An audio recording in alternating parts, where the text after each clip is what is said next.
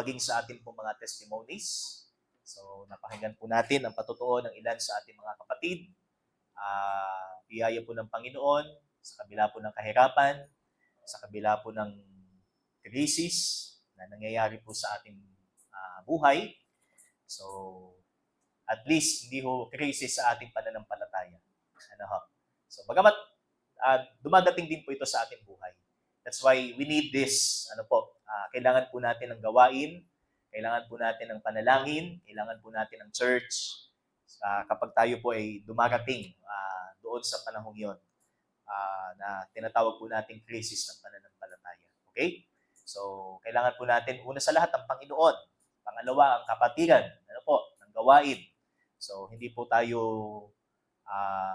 tatalukbong at lalayo po sa gawain sapagkat sasakyan po ng kaaway ang anuman po pwedeng iniisip po natin or kung ano pong ating damdamin na hindi po kalooban po ng Diyos. So, purihin po ang Panginoon at ngayon po mga kapatid, ay dadako po tayo sa ating exhortation at ang ating pong topic is about no other than the Word of God, ang salita po ng Panginoon, kagaya po ng ating inawit kanina. So, standing on the promises of God. So, the Word of God that prevails sa ating mga buhay. So, samahan niyo po ako sa aking memory verse po kanina in 2 Timothy chapter 3, verses 16 to 17. O ikalawang Timoteo, kabanata 3, talata 16 hanggang 17. So, ito po yung ating topic para po sa gabing ito. At minsan pa tayo po ay mamangha sa Biblia o sa salita po ng ating Diyos. Tingnan po natin sa ating po mga hawak na Biblia. 2 Timothy chapter 3, verses 16 and 17. All scripture is breathed out by God and profitable for teaching, for reproof, for correction, and for training in righteousness, that the man of God may be complete and equipped for every good work. Purihin po ang Panginoon sa pagkabasa po ng kanyang salita. Tayo po'y sandaling yumuko, tayo po'y madalangin. Dakilang Diyos, salamat po muli sa gabing ito na ipinagkaloob po ninyo sa amin to meditate and study on your word, Panginoon. Tunay po na ito ang pagkain namin, kalakasan po namin upang kami po ay makapamuhay para po sa kabanalan at katuwiran na layon po ninyo para po sa bawat isa. At humingi po kami ng tawad sa lahat ng aming po mga pagkakasala at ang inyong po lingkod, Ama. Humingi din po ako ng tawad sa akin po mga pagkakasala. Patuloy po ninyong itama ang aming po mga isipan, ang aming po mga damdamin, ang aming po mga motibo sa pakikinig ng inyong pong salita.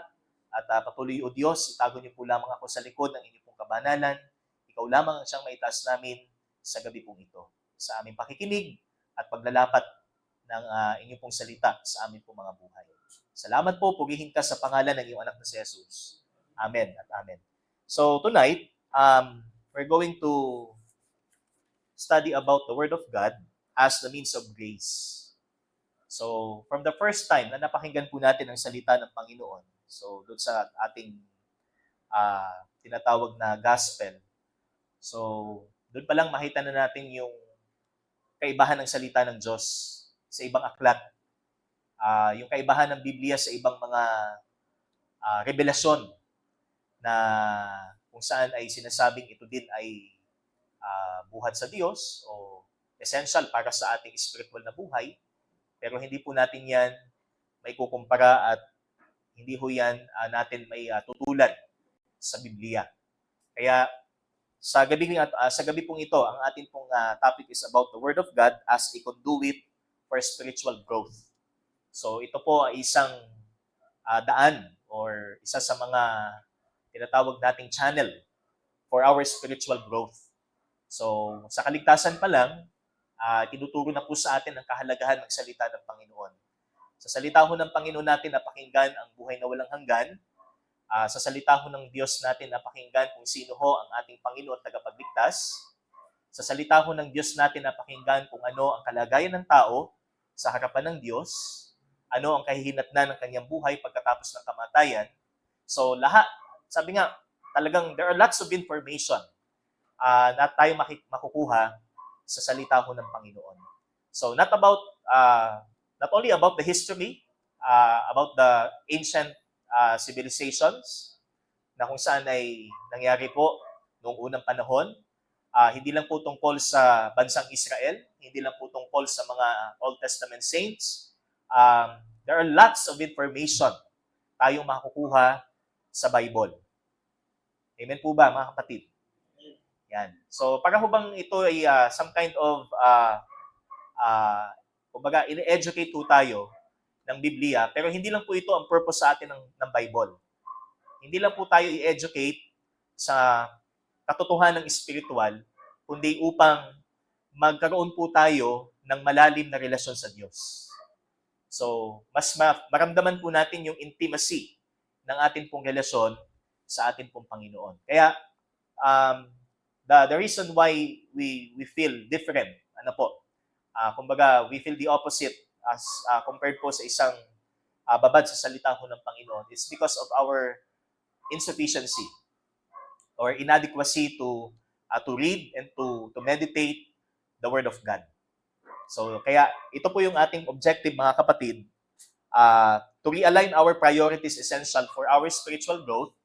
And one of these is our time with God's Word, o yung oras po natin sa salita ng ating Panginoon.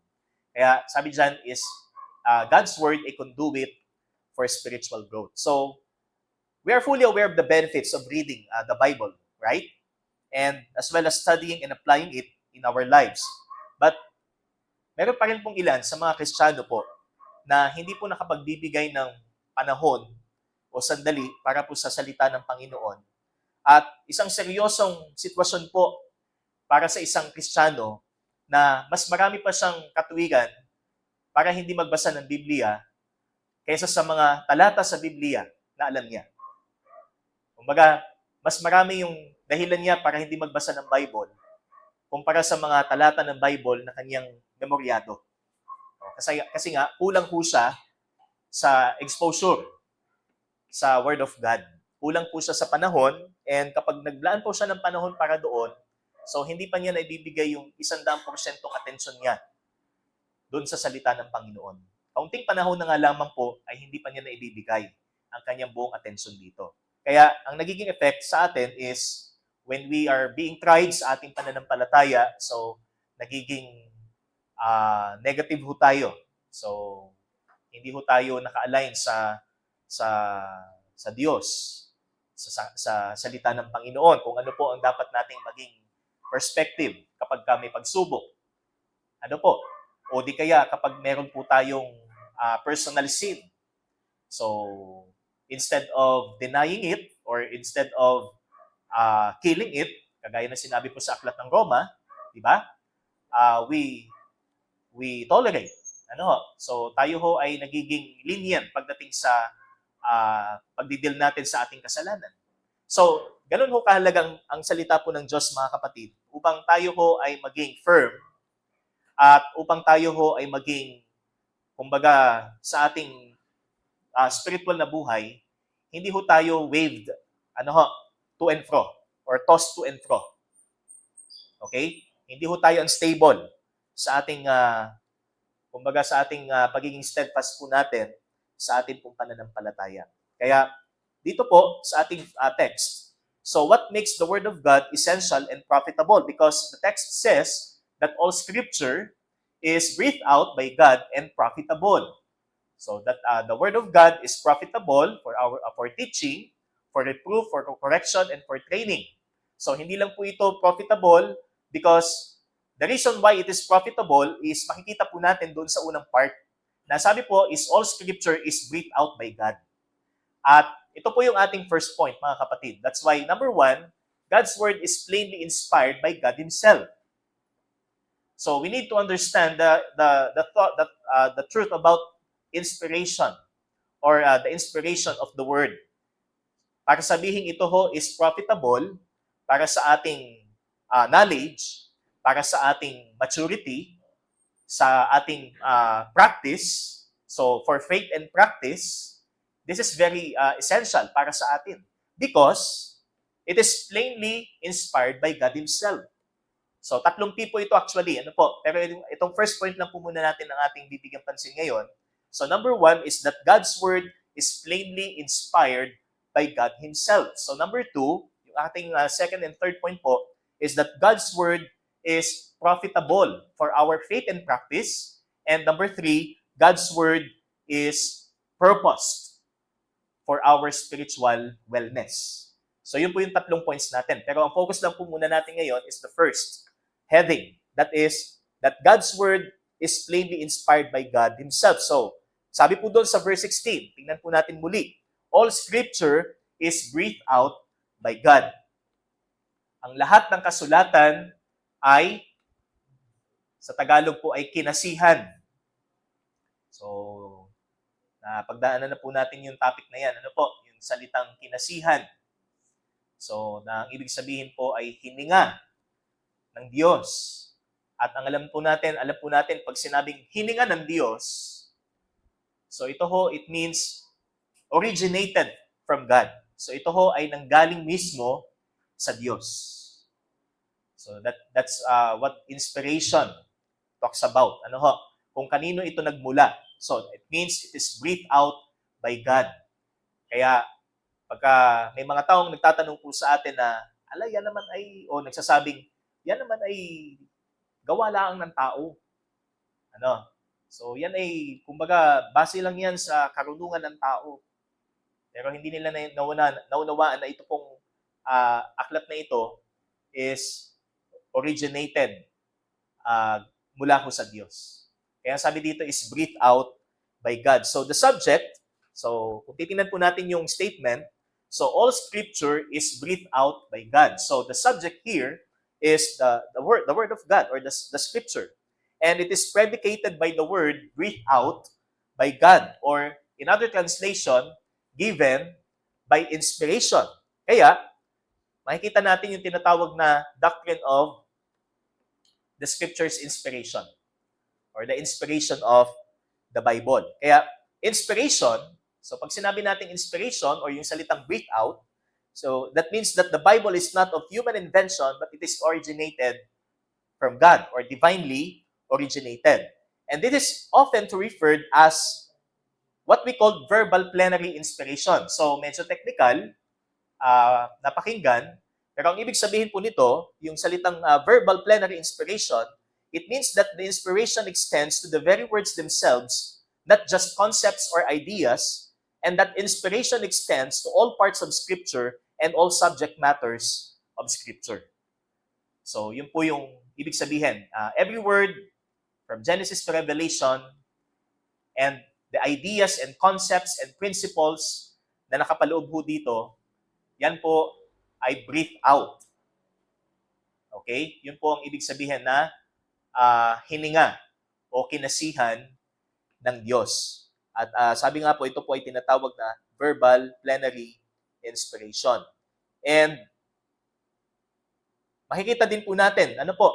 So, yung pong salitang inspiration does not apply doon po sa mga writers. So, hindi po sa mga manunulat po ng Biblia, kumbaga tinutukoy ho yung pong inspiration, but just the writings o yung pong mga sinulat nitong mga writers po na ito. There are more or less 40 na mga manunulat. At ang sabi po na 2 Peter chapter 1, so kasi sa Tagalog po, ginamit din po ang salitang kinasihan.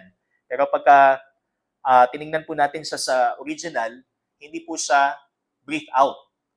Okay? So medyo awkward pagka isipin natin na yung kinasihan po na ginamit sa 2 Peter 1:21 at doon sa 2 Timothy 3:16. So medyo magkakaroon po ng awkward na part doon sa mga writers. Pero ang ginamit po doon is carried along, ang ibig sabihin po, they were superintended or guided by the Holy Spirit. So, yun po ang makikita ho natin that inspiration does not apply to the writers but only to the writings. O doon po sa mga sulat na kanilang isinulat. As they wrote, so they were carried along or they were guided by the Holy Spirit. Okay? So, yun po makikita po natin dyan at hindi po ito tungkol sa mga manunulat. Yung inspiration po is referring only to the writings. Kaya doon po tayo nakafocus sa sa word na breathe out, mga kapatid. Okay? And also in Matthew chapter 5 verses 17 and 18, ano po sabi ng ating Panginoon? To prove na ang buong Biblia po, Old and New Testament, Genesis to Revelation, ay salita ng Diyos. Okay, tingnan po natin, mga kapatid. In Matthew chapter 5, verses 17 to 18, tingnan po natin.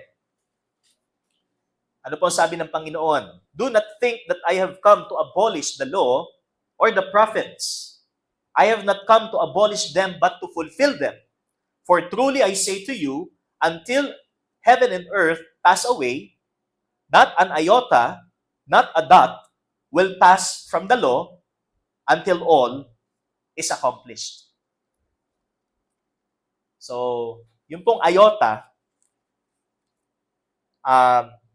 kasi yan po ay from the original. Ano po? So, sa Hebrew, meron pong mga, may mga kahulugan po yung mga tuldok-tuldok. Yan. So, meron pong yan, kumbaga may meaning po yon. So, sa Greek, ganun din po. So, yung pong, let's say, kasi marami pong mga ginagamit pong words and letters sa Greek na kung saan ay meron po siyang kahulugan. Ano po? So, even the jot or the tittle. So, sa ibang translation, yun po ang ginamit, the jot or a tittle. So, mga punctuations and mga tinatawag nating apostrophe or comma. So, iba-ibang klase po niyan in Hebrew and Greek alphabet is a part of that inspiration.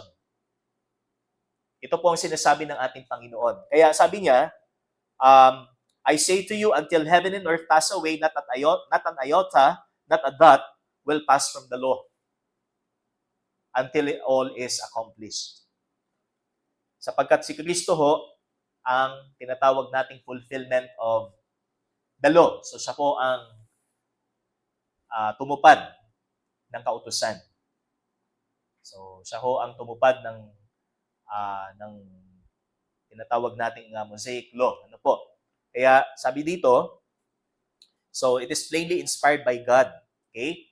So even the comma, the period na makikita ho natin sa translation kung saan ay ganun din in the original, yan po ay inspired. Okay? But the inspiration only refers doon sa original. So yun pong translation is kasi yan po ay nagpasalin-salin na po. So, sa pagtakbo po ng mahabang panahon. Pero nandun pa rin po yung essence o yung pong meaning. Ano po? Nitong salita ho ng ating Panginoon na kung saan ay galing po sa original. So, kaya hindi ibig sabihin na ay walang kwenta pala itong translation. Yan, yung mga nagtuturo, ika nga na pagdating daw sa sa pag-aaral, so wag daw tayo sa sa translated. Kundi dahil daw dun, sabi nga, go back to the original. So as a reference, we need to go back to the original. But it doesn't mean na itapon na natin yung translated. Ano po? Sapagkat yan nga po yung itinranslate para sa atin. So for us to understand, base sa ating lingwahe, kaya po ito isinalin. Pero hindi po ibig sabihin na isinalin yan para tayo po ay itaboy palayo sa totoong katuruan ng Diyos. Okay? So, yun po ang purpose. Kaya, hindi po natin pwedeng isang tabi yung translated. Although, sa ating pag-aaral, tinitingnan po natin in the original sapagkat ito nga yung inspired. Okay? And ito po yung ibig sabihin ng Diyos para sa atin. Kaya, because it is God-breathed, so dahil ito ay kinasihan o hininga ng Diyos, the Word of God is inerrant. So we have the word inerrant, which means without error. Wala hong pagkakamali. Ano po?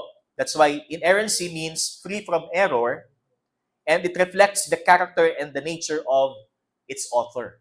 That's why we believe that the Bible is inerrant because it is the Word of God. And God is perfect. Di po ba?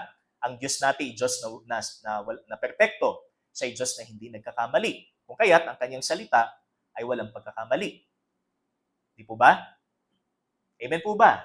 Mga kapatid, baka kasi meron pa sa atin na may kaunting doubt sa Bible. Kahit sabihin natin, I believe 99.9% sa Biblia. So may katiting pa na point 1 na pag-aalinlangan o pagdududa na ang Biblia ay walang pagkakamali.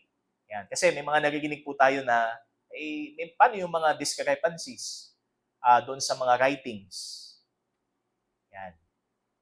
Kasi kumbaga nagpasalin-salin po yan. So from sabi nga sa isang manuscript papunta sa panibagong manuscript, papunta sa panibagong manuscript. So sinulat ng isinulat.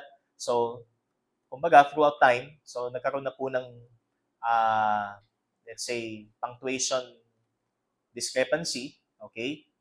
O pwedeng sa grammar.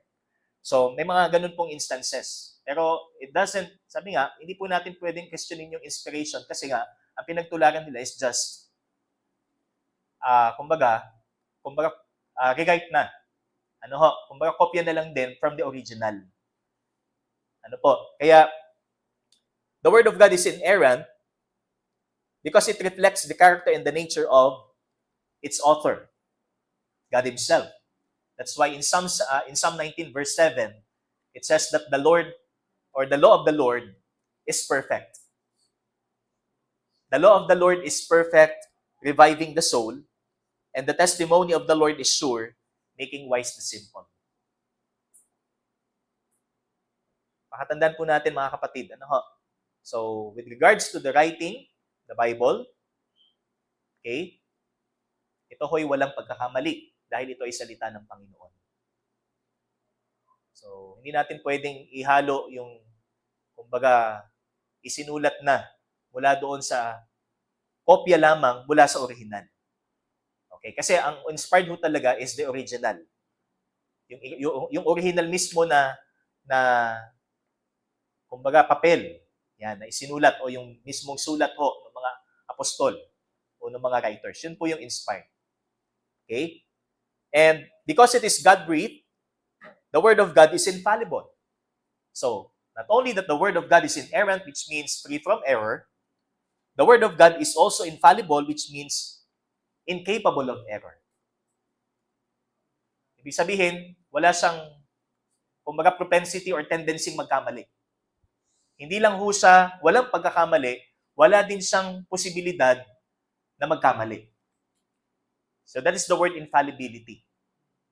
That's why the Word of God is reliable, the Word of God is trustworthy, the Word of God is timely for our growth, for our, kumbaga, para tayo ho ay tumatag sa ating pananampalataya, upang tayo ho ay sumigla sa ating buhay pananampalataya.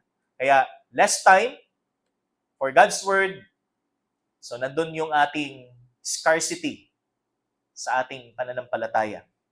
Sa pagtitiwala natin sa Diyos, sa halip na ibigay natin lahat sa Panginoon, so mas ibinibigay natin sa ating sarili o sa iba ang ating pagtitiwala. Kaya, this is very important, mga kapatid. Okay? So, the Word of God is also infallible, which means incapable of error. It means it cannot err, denoting the word's truthfulness and reliability. That's why, in Titus chapter 1, so sinasabi po doon in verse 2 that God never lies. So, ang Diyos na kailan may hindi nagsisinungaling sapagkat siya ay katotohanan. So sabi nga, so is His Word. Kaya ang salita niya ay katotohanan at walang kasinungalingan. Kaya from Genesis 1 to Revelation 22, yan ho ay totoo. Wala ho diyang myth, wala ho diyang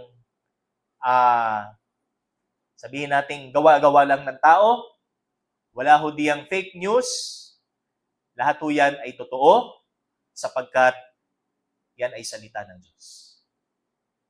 Amen po ba? Yan. Kasi meron pong iba na doon pa lang sa Genesis 1, iba na ang kanilang pananaw. The truthfulness of God's word is already questioned because ang kanilang paniniwala is ito daw ay myth lamang. Okay? Ang creation daw ay myth lamang. So, kaya it is incapable of error or what we call infallibility. And because it is God's breathed or God breathed, God's word is authoritative. So, tatlong mahalagang salita na kung saan related po doon sa tinatawag nating inspiration of God's word. So, ito yung ating first point is inerrant, walang pagkakamali, infallible, hindi kailanman magkakamali, and authoritative. So, what we say about authoritative or ano po ang sinasabi pag sinabing authoritative? Most doctrinal statements appear that the Bible is our only rule for faith and practice. Now, as a Christian, what is your rule? Sabi nga, book of rules for your faith and practice. Na sinasabing authority, o ito yung tinatawag nating final authority. It must be the Bible only. Amen? Salita lang ho ng Diyos. So, sabi dito, it is our only rule for faith and practice. We mean by this that the Word of God is our ultimate guide for what we believe and what we do. So, what we believe is faith, and what we do is practice. So, ibig sabihin, lahat ng klase ng pamumuhay at paniniwala kailangan galing sa Bible. Nakasalig sa Bible. Hindi yan nakasalig sa pastor. Hindi yan nakasalig sa itinuturo ng church leader. Be Berean, sabi nga, kayo maging Bereans. Acts 17. Saliksikin natin kung totoo ba ang tinuturo sa atin. Huwag lang ho tayong parang inakay na nakangangalamang sa ipapakain ng ina. Walang kamalay-malay kung ito ba ay makasisira ng kanyang tiyan, makapagpapasakit ng kanyang katawan.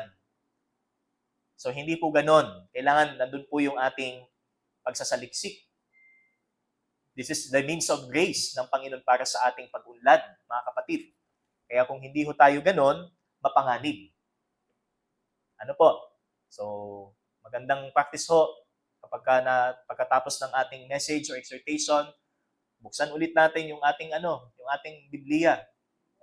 Tingnan ulit natin tama ba yung sinabi ni pastor.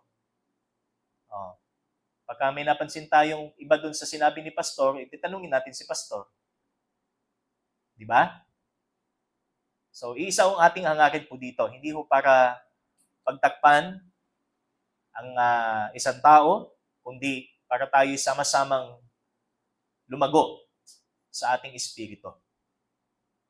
Amen? Okay? So, because it is God-breathed, God's word is authoritative to a Christian, God's word must be the one that rules over man's authority. Okay? Hindi ho dapat ang nangingibabaw sa atin pagdating sa ating pamumuhay at sa ating paniniwala ay hindi ho ang salita ng Panginoon. Kundi, let's say, ang gobyerno. Okay? Kung anong idikta ng gobyerno sa atin, kung ito na may labag sa Biblia, we have to stand. Sabi nga, to stand firm in our faith. We must, sabi mo sa Acts, di po ba? We rather obey God rather than men. Sabi ni Apostol Pablo. So, mas susundin nila ang Diyos kaysa sa tao. Okay? Sumusunod tayo sa gobyerno hanggat ito ay tama sa Bible. Pero kung ito is against sa Bible, sabi nga, kailangan nating tumindig para sa salita ng Panginoon at para sa Panginoon mismo. Okay? So, ruling over man's authority, church tradition. Tradition.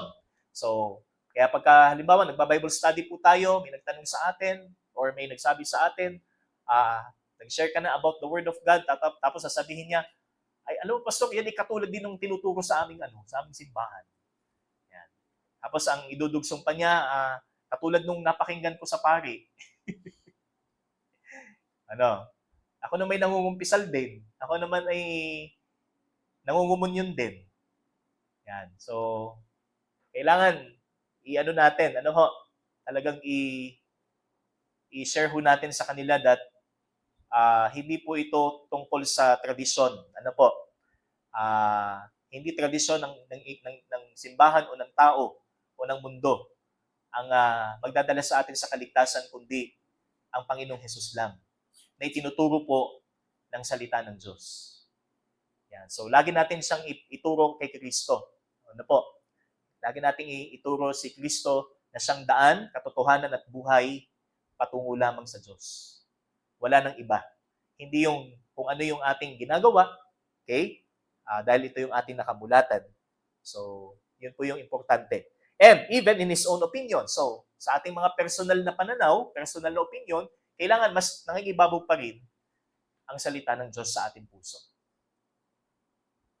Kaya makapamumuhay po tayo, kagaya po ng sinabi doon sa rest of verse 16, and 17, so that the man of God may be complete and equipped in every good work, if we look at the word of God rightly. Kung tinitingnan po natin ang tamang salita ng Panginoon, bilang ito'y salita ng Diyos, nang walang pagdududa, na ito ho talaga ay salita ng Diyos. That is, without error, incapable of error, and our sole authority for our faith and practice. That is our first point, that is plainly inspired by God Himself. That's why for our application, what we believe and apply in our lives must be grounded in the inerrant, infallible, and authoritative, inspired Word of God. Since the Word of God is breathed out by God, kailangan po lagi ho nating isinasalig o nakasalig ang ating paniniwala at ang ating pamumuhay sa salita ho ng Diyos. Ito ho is one of the means of God's grace para tayo po ay mag-mature sa ating espiritu. So, hindi lang ho tayo i-educate, kundi tayo ho ay patatagin sa ating pananampalataya. Palusugin sa ating espiritu. Amen po ba? Amen. Kaya muli, that is a conduit. The Word of God is a conduit for our spiritual growth. One of the means of God's grace for our spiritual growth. And next Wednesday, ay papatuloy po natin ang susunod po na puntos. The second and the third point, that's God's Word is profitable for our faith and practice, and God's Word is purposed for our spiritual wellness. Sa susunod po na Miyerkules. Purihin po ang Panginoon, tayo po manalangin. Salamat po, Panginoon, sa inyo pong salita. Salamat po sa makapangyarihang revelasyon na kung saan ay sa pamamagitan po ng inyong pong salita, nalaman po namin ang kaligtasan, ang buhay na walang hanggan at ang kapangyarihan po nito upang kami makapabuhay ng may kabanalan at may pagkatakot sa iyo. Salamat o Diyos sa iyo pong salita that is inerrant, infallible, and authoritative because ito ho ay inyo pong pinasihan at hindi po galing sa kung sino man. Salamat pong muli, purihin ka sa pangalan ni anak ni Jesus. Amen at amen. Sa Diyos po ang kapurihan.